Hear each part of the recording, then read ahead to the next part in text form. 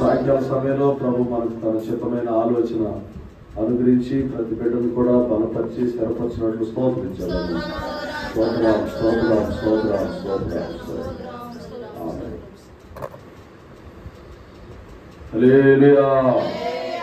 స్తోత్రం. మన రక్షకుడు ప్రభు అయిన యేసుక్రీస్తు నామమున మీ అందరూ కూడా వందనాలు తెలియజేస్తూ ఉన్నాను. విశేషంగా ఈరోజు పునరుద్ధాన దినం. మరోసారి ప్రభు ఈ సాయంకాల ఆరాధనలో ప్రభు మనం సమకూర్చి ఉన్నాడు. ఎక్కడ ఇద్దరు ముగ్గురు నా నామమున కూడుకొందురో వారి మధ్యలో నేను ఉందని మన ప్రభు వాగ్దానం చేశాడు. దేవుని యొక్క అనాది సంకల్పం, దేవుని బిడ్డలు ఎక్కడైతే ఎప్పుడైతే తన పేరట తన నామమున కూడుకుంటారో వారి మధ్యలో ఉంటానంటున్నాడు. దేవుని యొక్క అనాది సంకల్పం ఏంటంటే ఇద్దరు ముగ్గురు కూడినప్పుడు దేవుడు వారి మధ్యలో ఉంటాడు. మత్తయి సువార్త వచనం చదువుదాం. 8వ అధ్యాయము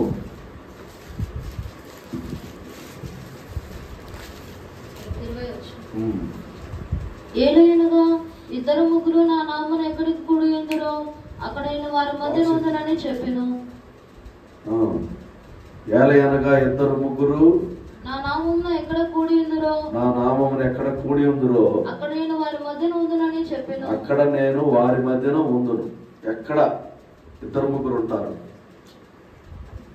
వారి మధ్యలో ఉంటానంటున్నాడు ప్రభు.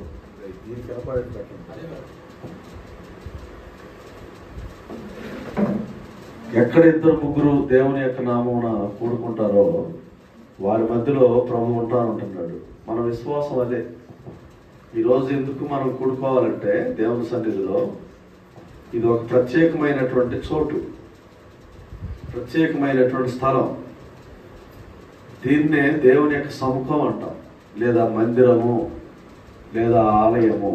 మందిరం అన్నప్పుడు అదేదో పెద్ద గోపురంలాగా కట్టి పెద్ద సిలువ పెట్టి అలా ఉండటం వలన మాత్రం అది మందిరం కాదు. మందిరం అంటే దేవుడు నివసించేటువంటి చోటు, దేవుడు ఉన్నటువంటి ప్రాంతం. దేవుడు ఎక్కడ ఉంటానంటున్నాడు? ఎక్కడ ఇద్దరు ముగ్గురు నా నామమున ఉంటారు వారి మధ్యలో నేను ఉంటాను. రెండవది, దేవుడు ఎక్కడ ఉంటాడు? నేను పరిశుద్ధుడిని కాబట్టి మీరును పరిశుద్ధులై ఉన్నాడు అంటాడు. పరిశుద్ధంగా ఉన్నప్పుడు మనం ఒక స్థలాన్ని పరిశుద్ధపరుస్తున్నాం, దేవుని కొరకు నిర్ణయించాం, దేవుని కొరకు కేటాయించాం. కాబట్టి ఆ చోటున ప్రభు ఉంటాడు. ఎప్పుడైతే మనం ఆ స్థలాన్ని ఘనపరుస్తామో, ఆ చోటుని ఘనపరుస్తామో, అప్పుడు దేవుడు క్రియ చేస్తాడు. యాకోబు గురించి మనం చూస్తే ఆదికాండం 28వ అధ్యాయం యాకోబు ఏమంటున్నాడు? 17వ వచనంలో 28-17 భయపడి ఈ స్థలము ఎంతో భయంకరము, ఇది దేవుని మందిరమే గాని వేరొకటి కాదు. ఇది దేవుని మందిరమే గాని వేరొకటి కాదు. ఇది దేవుని మందిరమే గాని వేరొకటి కాదు. పరలోకపు గవిని ఇదే అనుకొనెను. పరలోకపు గవిని ఇదే. ఇది దేవుని మందిరమే గాని వేరొకటి కాదు. కాబట్టి దేవుడు నివసించేటువంటి చోటు దేవుని యొక్క మందిరం. ఇది వేరొకటి కాదు, పరలోకపు గవిని.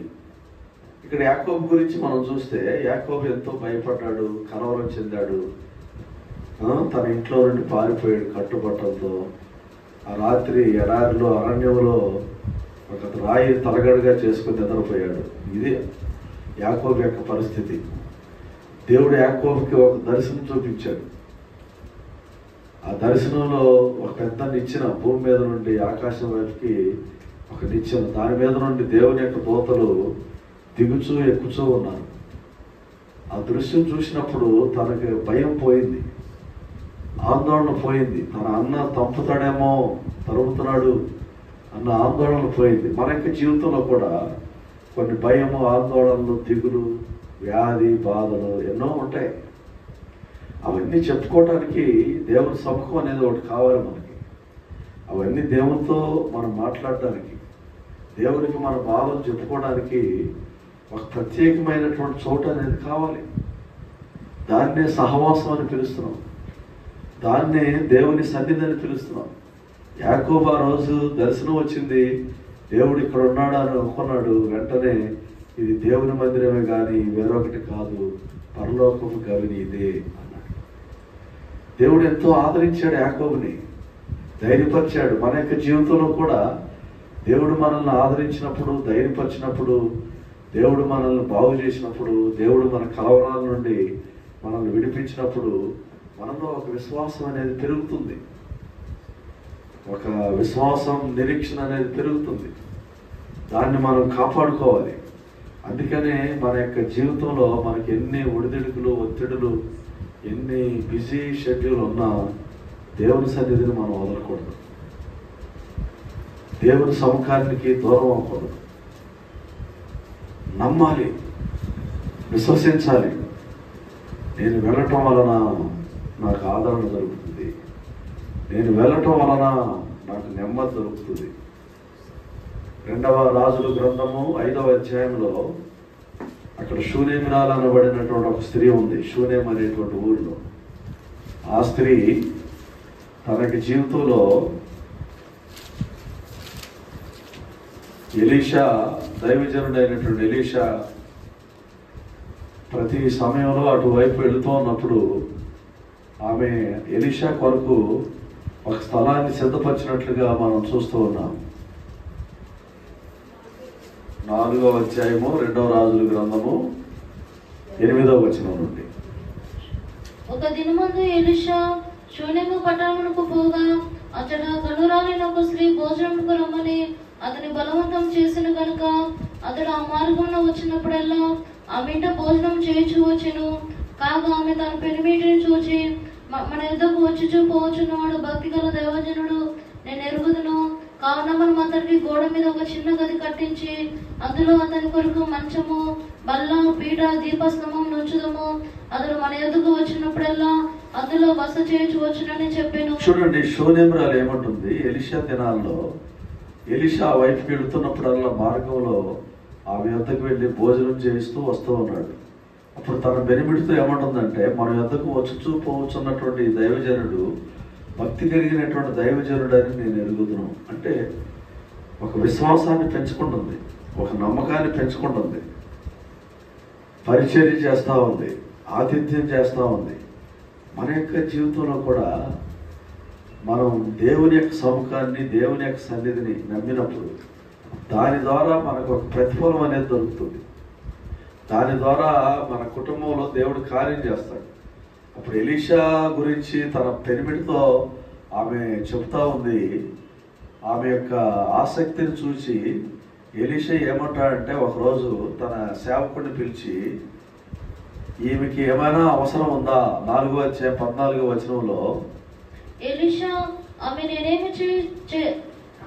నేనేం చేయకూరుచున్నదని వారిని అడుగగా, గెహాజీ ఆమెకు కుమారుడు లేడు, మరియు ఆమె పెనిమిటి ముసలివాడిని అతనితో చెప్పాను. కుమారుడు లేడు, అన్నీ ఉన్నాయి కుటుంబంలో, పొలం ఉంది, ఇల్లు ఉంది, ఆస్తి ఉంది, కుమారుడు లేడు. జీవితంలో, మన జీవితాల్లో కూడా అనేక సమయాల్లో కొన్ని లోటుపాట్లు ఉంటాయి, అది తీరని. జీవితం అంతా దానికోసం కొన్ని సమయాల్లో పాకులాడుతూ ఉంటాం. ఎప్పుడు జరుగుతుంది, ఎలా, ఇది ఏ విధంగా దీన్ని గట్టెక్కాలి, ఏ విధంగా ముందుకు సాగాలి, ఏ విధంగా దీన్ని జయం పొందాలి, ఏ విధంగా ఇది సంపాదించుకోవాలని ప్రతి కుటుంబంలో ప్రతి వ్యక్తికి కూడా ఒక ఛాలెంజ్ అనేది ఉంటుంది ఎదుర్కొన్నా. దాన్ని మనం సవాలుగా ఉంటుంది, మనకి ఎప్పుడు సమస్యగా గోడలాగా నిలబడతా ఉంటుంది. ఇప్పుడు ఈ షూనేమిరాలకు కూడా మగ సంతానం లేదు. ఓల్డెన్ డేస్లో మగ సంతానం లేకపోతే అదొక లోపంగా కనబడేది ఆ రోజుల్లో. ప్రాచీన నాగరికతలో చూస్తే మగ సంతానం లేకపోతే వారసుడు అంటారు కదా, ఆ స్థితి లేకుండా ఉందన్నమాట ఫ్యామిలీకి, పెద్ద లోపం. కాబట్టి దేవుడు ఆమెకి, ఆ ఎలీషా ఆమె కొరకు ప్రార్థన చేసినప్పుడు ఆమెకి కుమారుడు పుట్టాడు. ఆశీర్వాదం. అలాగే మనం కూడా దేవుని సన్నిధికి వచ్చినప్పుడు దేవుడు మన యొక్క కోరికలు, ఆశలు తీరుస్తాడు. మన ప్రార్థన దేవుడు వినాలంటే మనం నమ్మాలి. యాకోబు ఏమంటున్నాడు? ఇది దేవుని మందిరమే కానీ వేరొకటి కాదు అంటున్నాడు.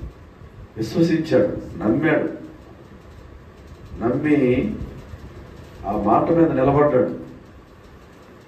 అలాగే ఇక్కడ కూడా శూనేమిరాలు గురించి కూడా మనం చూసినప్పుడు ఆమె తన దైవజనుడికి పట్ల చూపినటువంటి ఆ సత్కార్యం, వాటిని బట్టి ఎలీషా ఏమంటున్నాడు? ఆమెకి ఏమైనా అవసరమా అని అడుగుతున్నప్పుడు తన సేవకుడైనటువంటి గేహజీ ఏం చెప్తున్నాడు? ఆమెకి కుమారుడు లేడు.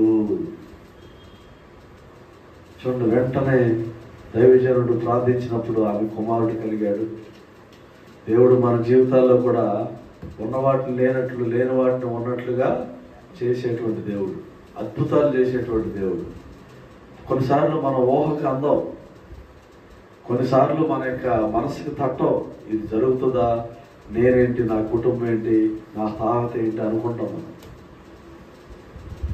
నేను పోయిన వారం 3 రోజులుగా పిడుగురాళ్ళలో సభలు ఉన్నాయి. మీటింగ్స్ అయినాక లాస్ట్ రోజు ఒక ఫ్యామిలీ వచ్చి కలిశాను. చాలాసేపు గుర్తుపట్టలేదు. ఎప్పుడో 15 ఏళ్ళు, 16, 17 సంవత్సరాల క్రితం వాళ్ళు అక్కడ నేను ఉన్న దినాల్లో వచ్చేవాడు మందిరానికి. ఆయన ఒక పెయింటర్, డైలీ కూలి అనమాట, పెయింట్ వేసుకుంటాడు, డైలీ జీతం. కానీ తాను విశ్వాసంతో బతికాడు. అప్పటి నుండి దేవుని నమ్మాడు, దేవుని మందిరానికి వచ్చాడు, ప్రార్థించుకున్నాడు. తీరా చూస్తే వాళ్ళ అమ్మాయిని వాళ్ళ అల్లుడిని పరిచయం చేశాడు. మా అమ్మాయి అండి, ఈ అమ్మాయికి మీరు పేరు పెట్టారు కదా, అది ఇదని ఏదో చెప్తున్నాడు. సండే స్కూల్కి వచ్చేది. తీరా చూస్తే వాళ్ళు సాఫ్ట్వేర్ ఇంజనీర్లు ఇద్దరు. చిన్న రాబడి, పిల్లల్ని అంటే దేవుని యొక్క ఆశీర్వాదం. అలాగే మనం కూడా ఎంత కష్టపడినా మన సొంత ప్రయత్నాల వల్ల ఏం జరగదు. దానిలో దేవుని ఇది కూడా ఉండాలి, దేవుని కృప కూడా ఉండాలి. ఇప్పుడు కష్టపడి వంకాయలు, కూరగాయలు అన్నీ కోసి వండుతారు. దానిలో ఉప్పు లేకపోతే ఏమవుతుంది? ఉడికారు. అలాగే జీవితాలు కూడా, మన కుటుంబమైన జీవితమైన దేవుణ్ణి కలుపుకోవాలి. మనం అందులో దేవుణ్ణి రుచి చూడాలి, దేవుని యొక్క గొప్పతనాన్ని గ్రహించాలి. ప్రతి కార్యంలో కూడా దేవుణ్ణి మనం ఉంచుకోవాలి. అప్పుడే అది ఆశీర్వాదకరంగా మారుతుంది. లేనట్లయితే రుచి పసి, ఎదుగుదల బతుకుదల ఉంటుంది. దేవుడు దీనులను లేవనెత్తి సింహాసనం మీద కూర్చోబెడతానంటున్నాడు, ఉన్నతమైనటువంటి స్థితిలో. కాబట్టి మన దేవుని ఎదుట మనం నమ్మకంగా, యథార్థంగా కలిగి ఉన్నప్పుడు దేవుడు ఆటోమేటిక్గా హెచ్చిస్తాడు, దేవుడు గణపరుస్తాడు. ఈ శూనేమిరాలు తన జీవితంలో ఆశీర్వాదం పొందింది. కానీ కొన్ని రోజులకి ఆ పిల్లోడు పొలం వెళ్ళి తలనొప్పి వచ్చి చనిపోయినట్టుగా ఉంది. అప్పుడు ఏం జరిగిందంటే ఆమె వెంటనే దైవజనుడి దగ్గరికి పోయింది. 23వ వచనం చదివితే మనం 4వ అధ్యాయం 23వ వచనం. అతడు నేడు అమావాస్య కాదే, విశ్రాంతి దినము కాదే, అతని ఎందుకు పోదు అని అడుగుగా నేను పోవుట మంచిదని చెప్పి చూడండి, మంచిది, నేను వెళ్ళటం మంచిది, మందిరానికి వెళ్ళటం మంచిది, దేవుడి సన్నిధికి రావటం మంచిది. కాబట్టి మంచి జరిగేది సైతాను కొన్ని సమయాల్లో మనల్ని దూరం చేస్తాడు. చాలామంది దేవుని బిడ్డలు, దేవుని నమ్మిన వాళ్ళు చాలా కాలంగా విశ్వాసాలుగా ఉన్న కుటుంబాల్లో కూడా ఒక అభివృద్ధి రాకపోవడానికి కారణం ఏంటంటే వాళ్ళు అన్నీ చేస్తారు కానీ దేవుని పని చేయరు, దేవుణ్ణి ప్రేమించరు, దేవుని సన్నిధికి సరిగ్గా రారు. అటువంటి వారు మేళ్ళు పొందుకోలేరు. కాబట్టి మనం ఏం చేయాలి? దేవుని దగ్గర నుండి పొందుకోవాలన్నీ. మన సొంత ప్రయత్నాల వలన మనం ఏమీ సాధించలేము. ఈమె చూడండి, నేను ఆ దైవజనుడి దగ్గరికి వెళ్ళటం మంచిదని చెప్తుంది. అంటే ఆమెలో విశ్వాసం పెరిగింది. ఆ మంచి ఏంటంటే దైవజనుడు ఆ బిడ్డ కొరకు ప్రార్థించినప్పుడు ఆ బిడ్డ బ్రతికినట్లుగా మనం చూస్తున్నాం. కాబట్టి దేవుని సన్నిధిలో దేవుడు అద్భుతాలు చేస్తాడు, దేవుడు ఆశ్చర్యకార్యాలు చేస్తాడు, దేవుడు గొప్ప కార్యాలు చేస్తాడు. కాబట్టి మనం వెనకబడకూడదు, విశ్వసించాలి, నమ్మాలి, దేవుని యందు వైరాగ్యం కలిగి ఉండాలి. ఈరోజు దేవుని సన్నిధి వెళ్ళాలి, దేవుని సముఖానికి వెళ్ళాలి, దేవుని వాక్యం వినాలి, ప్రార్థించుకోవాలి. ఆ టైప్లో ఆ విధంగా మనం ముందుకు సాగినప్పుడు దేవుడు ఆటోమేటిక్గా తన కార్యాలని మన ఎడలో చేయటం ప్రారంభిస్తాడు. దేవుడు ప్రారంభించాలి. ప్రతి కుటుంబంలో, ప్రతి వారిలో కూడా దేవుడు క్రియ చేయాలి. ఈ దినాల్లో లోకమంతా సైతాన్ గుప్పిట్లో ఉంది, దుష్టుడి యొక్క చేతిలో ఉంది. మనల్ని కూడా దుష్టుడు చూస్తాడు, ఆటంకపరుస్తాడు. దేవుడి సన్నిధికి వెళ్ళనీయకుండా, ప్రార్థన చేయనీయకుండా, సేవ చేయనీయకుండా సైతానుడు దుష్టుడు ఆటంకపరుస్తూ ఉంటాడు. దేవుని కొరకు సమయాన్ని మనం కేటాయించుకొని ఆ సమయంలో దేవుని సన్నిధిలో ఉన్నట్లయితే దేవుడు మన పట్ల మంచి జరిగిస్తాడు. అందుకనే యెషయా గ్రంథంలో 56వ అధ్యాయంలో చూస్తే 56వ అధ్యాయము యెషయా గ్రంథము 7వ వచనం. నా ప్రార్థనా మందిరంలో వారిని ఆనందింపజేసేదను, నా ప్రార్థనా మందిరంలో వారిని ఆనందింపజేసేదను. నా బలిపీఠం మీద వారు అర్పించు దహన బలులను నాకు అంగీకారములగును, నాకు అంగీకారములగును. నా మందిరము సమస్త జనులకు ప్రార్థనా మందిరం అనబడును, నా మందిరము సమస్త జనులకు ప్రార్థనా మందిరం అనబడును. వారు అర్పించేటువంటి బలులు, దహన బలులు అంటే మన ప్రార్థనలు, మన యాచనలు దేవుడు అంగీకరిస్తాడు. ఇక్కడ కూడా ఒక వాక్యం రాసి పెట్టి ఉంది, 2 దినవృత్తాంతాలు 7వ అధ్యాయం 15వ వచనం చదవండి. 2 దినవృత్తాంతాలు 7:15. ఈ స్థలమందు చేయబడు ప్రార్థన మీద నా కనుదృష్టి నిలుచును, ఈ స్థలమందు చేయబడు ప్రార్థనల మీద నా నా కనుదృష్టి నిలుచును, నా చెవులు దానిని ఆలకించును, నా చెవులు దానిని ఆలకించును, నా కనుదృష్టి నిలుచును. దేవుని మందిరం, దేవుని సన్నిధి. ఎక్కడ 2-3 నా పేరట కూడుకుందరో వారి మధ్యలో నేను ముందు అంటున్నాడు ప్రభు. అటువంటి మందిరం, అటువంటి సన్నిధి మనం ప్రేమించినప్పుడు, మనం నమ్మినప్పుడు, మనం విశ్వసించినప్పుడు దేవుడు క్రియ చేస్తాడు. నమ్మకం తగ్గిపోకూడదు, మనకి విశ్వాసం అనేది తగ్గిపోకూడదు. దేవుని సన్నిధి అని మనం గుర్తెరగాలి. మనం అర్పించేటువంటి బలులు, దహన బలులు, ప్రార్థనలు, స్తోత్రాలు దేవుడు అంగీకరిస్తాడు. మీరు అడగవచ్చు, ఇంటికాడ ప్రార్థన చేస్తే ఎలాగని. ఇంటి దగ్గర ప్రార్థన చేసేది అది వ్యక్తిగతమైంది, కానీ మందిరంలో ప్రార్థన అనేది అది ఎఫెక్ట్ అంటే ప్రభావం చూపుతుంది అనమాట. ఆ ప్రార్థన క్రియారూపం దాల్స్తుంది, ఎఫెక్ట్ ప్రేయర్ అనమాట. ఇది 2-3 చేరినప్పుడు యేసుప్రభు చెప్తున్నాడు కదా, 2 భూమి మీద దేన్ని ఏకీభవిస్తారో అది పరలోకంలో, ఏది బంధిస్తారో అది పరలోకంలో బంధించబడుతుంది, ఏది విప్పుతారో చదువు. మత్తయి సువార్త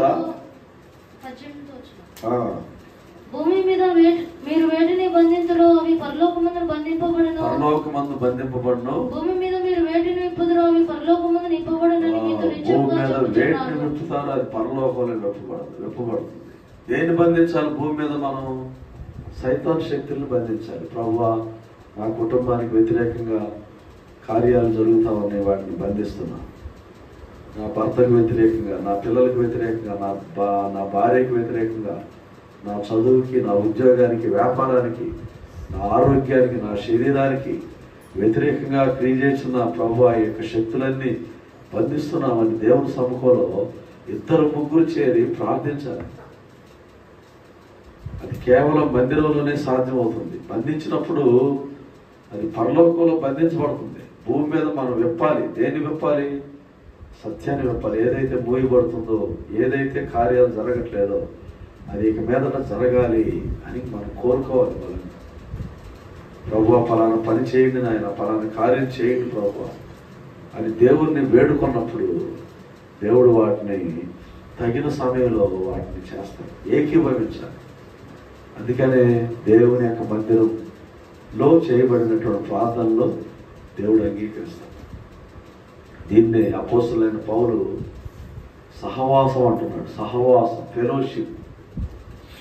ఫెలోషిప్ అంటే 2వ అధ్యాయం 42వ వచనం అపోస్తలుల కార్యాలు.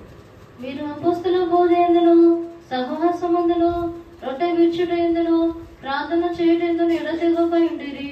వీరు అపోస్తల బోధ యందు సహవాసమందు రొట్టె విరుచుట యందు ప్రార్థన చేయుట యందు ఎడతెగక ఉండిరి. ఎడతెగక, గ్యాప్ రాకూడదు. ఒక వారం మానేసామనుకోండి, సైతానుడు చూస్తాడు. ఈ వారం వీళ్ళు గుడికి వెళ్ళలేదు కదా, ప్రార్థన లేదు కదా అని శోధన తీసుకొచ్చి పెట్టేస్తాడు. ప్రార్థన మానేస్తే ఏమవుతుంది? శోధన వచ్చేస్తుంది. అలాగే జరిగే ప్రార్థనలకు మనం దూరం అయ్యామనుకో శోధన వస్తుంది. అట్లా కాకుండా ఒక పట్టు పట్టాలి, గట్టిగా దృఢంగా దేవుని సన్నిధిలో ప్రార్థించాలి. కొలొస్సీయులకు రాసిన పత్రిక 1వ అధ్యాయంలో అక్కడ అపోస్తలుడు పౌలు తేజోవాసులైన, అక్కడ నుండి చదవాలి చివరిలో, తేజోవాసులైన పరిశుద్ధుల స్వాస్థ్యములో పాల్గొనమగుటకు మనల్ని పాత్రలుగా చేసిన తండ్రికి మీరు కృతజ్ఞతాస్తులు చెల్లింపవలెనని దేవుని బతిమాలుకొనుచున్నాము. తేజోవాసులైన పరిశుద్ధుల స్వాస్థ్యం. తేజోవాసులు, మనం తేజోవాసులు. సహవాసంలో బలపడాలి, సత్యంలో బలపడాలి, వాక్యంలో బలపడాలి. తేజోవాసులైన పరిశుద్ధుల స్వాస్థ్యం అంటే దాని అర్థం ఏంటి? తేజోవాసులు అంటే వెలుగు సంబంధులు అన్నారు. వెలుగు సంబంధం. చీకట్లో నడవరు వీళ్ళు, వెలుగులోనే నడుచుకుంటారు. దేవుని వాక్యమే మనకు వెలుగు. 119వ కీర్తన 105వ వచనం, నీ వాక్యము నా పాదములకు దీపమును నా త్రోవకు వెలుగై ఉన్నది. వెలుగు సంబంధులు. కాబట్టి ఈ సేవ అనేది వెలుగు సంబంధుల సేవ. ఈ పరిచర్య అనేది పరిశుద్ధమైనటువంటి సేవ. ఈ అపోస్తల ఉపదేశం అనేది తేజోవాసుల యొక్క స్వాస్థ్యం. దీనిలో మనం పాలిభాగస్తులుగా మారినప్పుడు ఈ మంచి గుణాలు మనకు అప్పుతాయి.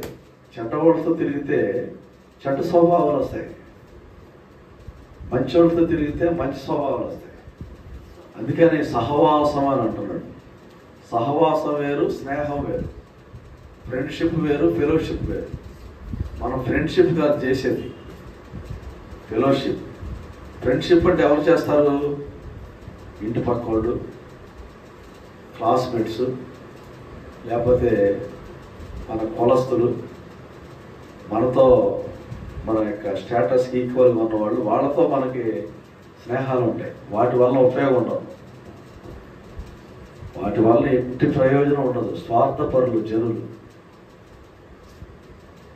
స్వార్థం కోరి ఆలోచిస్తారు. మీ ఇంటికి వస్తే ఏమిస్తావు, మా ఇంటికి వస్తా ఏం తెస్తావు అన్న గాడికి వచ్చారు.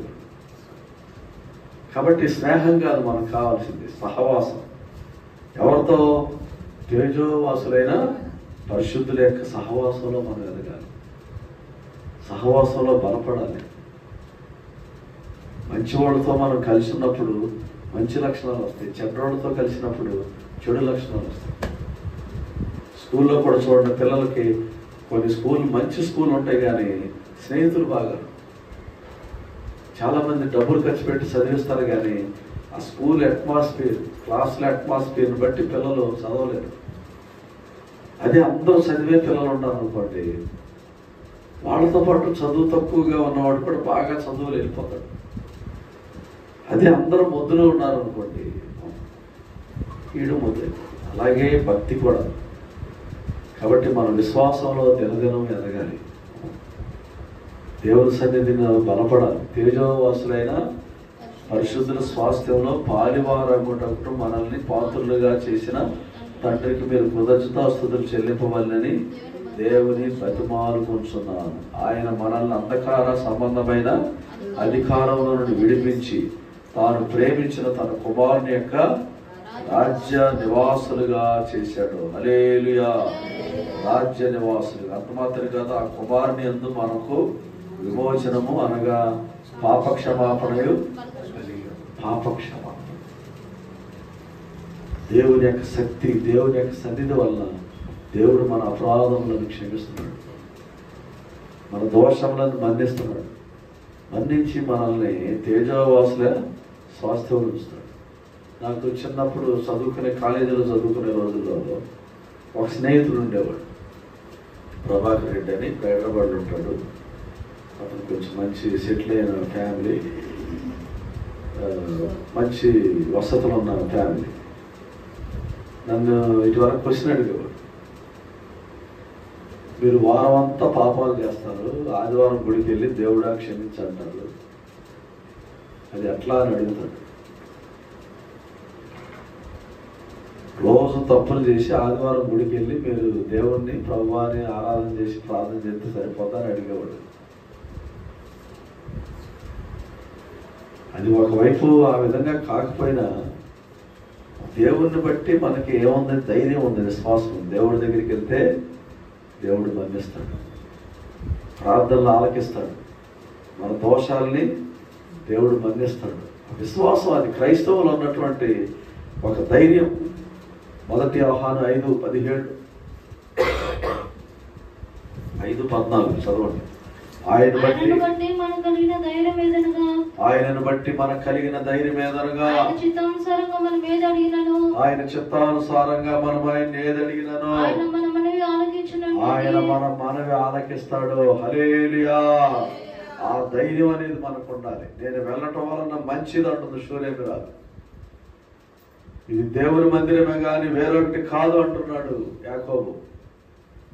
యెషయా అంటున్నాడు, నా మందిరం సకల జనులకు ప్రార్థనా మందిరం అనబడును అంటున్నాడు. సొలొమోను అంటున్నాడు, సొలొమోనుతో దేవుడు మాట్లాడాడు, ఈ స్థలమందు నేను నివసించదను అంటున్నాడు. నేను ప్రార్థన ఆలకిస్తాను అంటున్నాడు. నేను మిమ్మల్ని క్షమిస్తాను అంటున్నాడు. నేను మిమ్మల్ని బాగు చేస్తాను అంటున్నాడు. ఎంతకంటే మనకేం కావాలి? ఎంతకంటే మనకేం కావాలి ఇది నాన్న? కాబట్టి దేవుడు బిడ్డలారా, అటువంటి విశ్వాసము, ధైర్యము, నిరీక్షణ కలిగి ఒక మంచి తీర్మానంతో మనం అప్పగించుకుందాం. యాకోబు ఇది దేవుని మందిరమే కానీ వేరొకటి కాదు అన్నాడు. దేవుని సన్నిధిని, సహవాసాన్ని మనం ప్రేమించినప్పుడు సగం బలం మనలో కలుగుతుంది. మనం వెనకబడకూడదు, తీర్మానం చేసుకోవాలి. నేను వెళ్ళాలి, నేను వెళ్ళటం మంచిది. దేవుని దగ్గర మనం తగ్గించుకున్నప్పుడు, ప్రార్థించినప్పుడు మీకేది ఇష్టమో అది అడగండి అంటున్నాడు ప్రభు. అడుగుడి ఇవ్వబడును, వెదకుడి దొరకును, తట్టుడే తీయబడును. అడుగు ప్రతి వానికి ఇవ్వబడుతుంది, తట్టు వానికి తీయబడుతుంది, వెతుకు వానికి దొరుకుతుంది. మనం మనుషులు ఎవరిని చూడకూడదు. స్నేహితులు కానీ, బంధువులు కానీ, రక్త సంబంధికులు కానీ, మనకి సన్నిధే దేవుని బిడ్డలే, దేవుని సంబంధులే మన సంబంధులు. దేవుని సంబంధులే మన సంబంధులు. రక్షించబడిన వాళ్ళే మన బంధువులు, మన కొరకు ప్రార్థన చేసేవాళ్ళు, మనల్ని బలపరిచేవారు. కాబట్టి దేవుని బిడ్డలారా, ప్రభు వల్ల మనం మేలు పొందుకోవాలి. ఇది దేవుని మందిరమే కానీ వేరొకటి కాదు. నా మందిరం సకల జనులకు ప్రార్థనా మందిరం అనబడుతుంది. మరి అర్పించేటువంటి బలులు, దహన బలులు నాకు అంగీకారం అవుతాయి. ప్రభు ఒక్కొక్కరిని ఆస్వాదించుగా. ఆమేన్.